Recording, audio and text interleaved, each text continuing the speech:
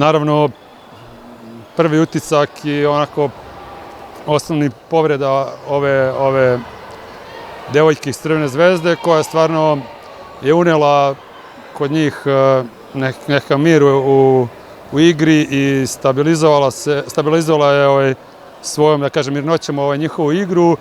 I stvarno, kad god vidimo ovakve scene na terenima, nekako to bude onako glavni utisak i ne znam, cela sala se naježi i nije prijatno. Želimo devojci stvarno brz oporavak, sve najbolje, da se vrati još jače i da izdrži psihički ovu povredu. Za nas stvarno velika pobjeda.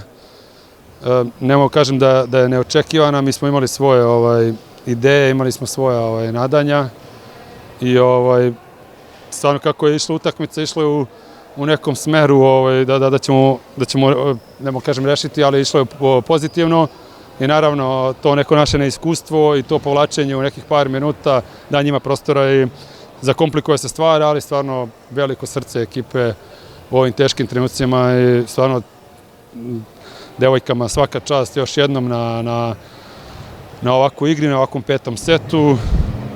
Pobjeda za Marka i Željka, moram to da naglasim, znam koliko je znači i naravno sve čestitke još jednom mojim devojkama. Pa pre svega čestitke Partizanu na jednoj uzbudljivoj i borbenoj utakmici.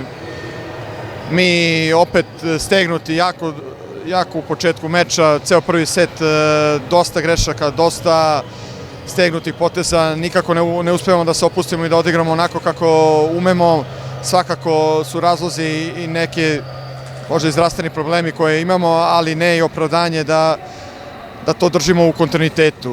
Na momente smo izgledali na ono što treniramo i ličimo, ali u ovom trenutku nedovoljno i nismo se adaptirali na neke improvizacije Partizana koje su sve vreme bile prisutne.